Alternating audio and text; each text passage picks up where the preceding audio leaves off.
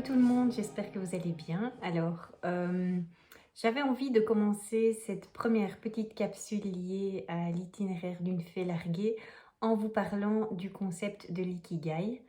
Avant d'entrer dans le vif du sujet et de vraiment vous dévoiler ce que c'est l'ikigai, je tiens à vous dire que si mes vidéos ne vous parlent pas, si vous n'êtes pas en recherche par rapport à votre chemin de vie, si ça ne vous apporte rien, c'est pas très grave, passez votre chemin et n'écoutez pas ce que j'ai à vous raconter. C'est possible que ça ne vous intéresse pas, c'est possible que ça vous semble jugeant, ce qui n'est pas du tout mon objectif. Donc voilà, n'écoutez que si ça vous apporte quelque chose. Mon objectif, c'est vraiment de vous aider à avancer dans un chemin de vie éventuellement qui bloque un peu, où il y a des questionnements et de vous expliquer comment moi j'ai fait et de vous parler des concepts, des formations, des choses que j'ai pu apprendre et qui m'ont fait avancer. Donc voilà, sentez-vous libre de ne pas écouter et de ne pas vous sentir concerné par ce que je raconte, ou le contraire, si ça vous parle, les commentaires sont toujours les bienvenus. Alors, aujourd'hui, je voulais vous parler du mot ikigai. L'ikigai, c'est quoi? C'est un mot japonais qui veut dire vraiment, il n'y a pas vraiment de traduction, mais ça veut dire ce pourquoi je me lève le matin. Alors, c'est un mot qui, pour moi, a fait vraiment sens quand à un moment donné dans ma vie, je me demandais un peu ce que je faisais et pourquoi je le faisais. J'ai travaillé dans le monde bancaire, c'était une première approche où j'ai rencontré des gens formidables. Mais voilà, moi je suis quelqu'un de très créatif, j'ai fait la communication comme étude, j'ai toujours aimé écrire, rencontrer des gens, etc. Et parallèlement à ça, j'ai toujours aimé aussi prendre soin, travailler avec des produits, etc. Mon papa, avec son travail, parfois il avait l'occasion de ramener des produits de beauté dont l'emballage était abîmé, et je me souviens que ça a toujours été passionnant pour moi de l'appliquer d'abord à mes poupées, mes cousins en ont fait les frais, c'était important pour moi, les textures, les parfums, et tout ça a été enfoui pendant assez longtemps. J'ai fait mes études qui étaient vraiment super chouettes, c'était vraiment bien et tout, puis je me retrouve dans le monde bancaire parce que la vie fait que, et à un moment donné de ma vie, mais tout ça n'a plus de saveur, je finis par faire un burn-out. Et je cherche, grâce à une coach, je cherche qu'est-ce que j'ai envie de faire, qu'est-ce qui me fait vibrer. Et alors, chez moi, il y a deux choses qui me font vibrer pour le moment, en plus. C'est pas toujours figé.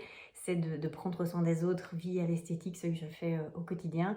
Et aussi l'écriture, qui est une deuxième passion à laquelle je m'adonne tous les jours aussi.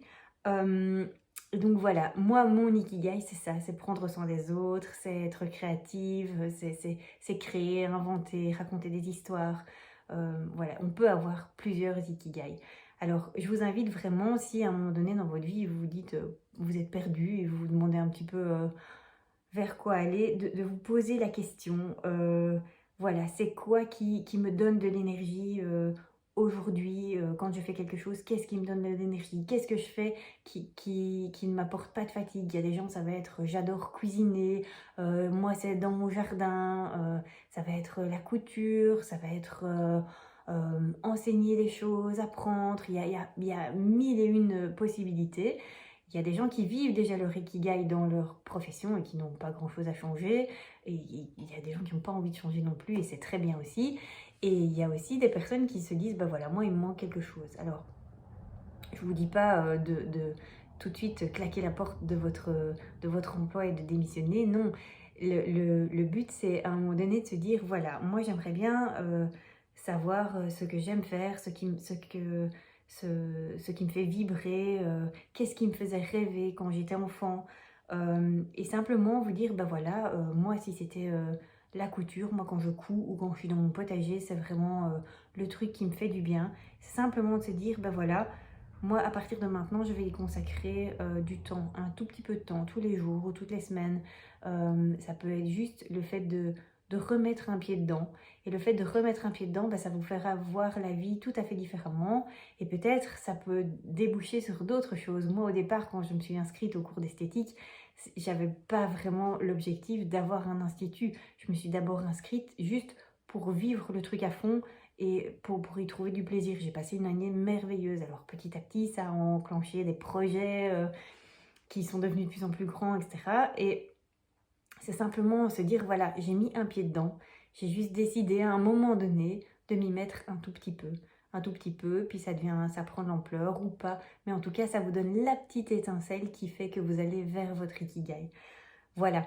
Si vous avez envie d'approfondir ça, parce que moi je vous explique juste en 5 minutes c'est quoi l'ikigai et comment on peut aller toucher un tout petit peu ce concept et revenir finalement à quelque chose qui nous passionne. Si vous avez besoin de mentaliser la chose, je fais partie des personnes qui doivent mentaliser. Il y a un très chouette bouquin qui s'appelle La méthode Ikigai. Il y en a plusieurs, mais celui-ci est vraiment lié est vraiment axé sur l'expérimentation, sur des questions, etc. Moi, j'ai beaucoup aimé, ça m'a bien aidé et je trouve que c'est très, très intéressant euh, pour vraiment approfondir et apprendre et se poser. Voilà, j'aimerais bien savoir si vous avez trouvé votre Ikigai, si ça vous parle, si ça vous donne envie de faire quelque chose de différent ou de vous adonner à une passion, si ça vous semble faisable. Donc n'hésitez pas à me laisser des commentaires et à me dire si ce genre de vidéo vous intéresse ou pas. Voilà, je vous remercie et je vous embrasse.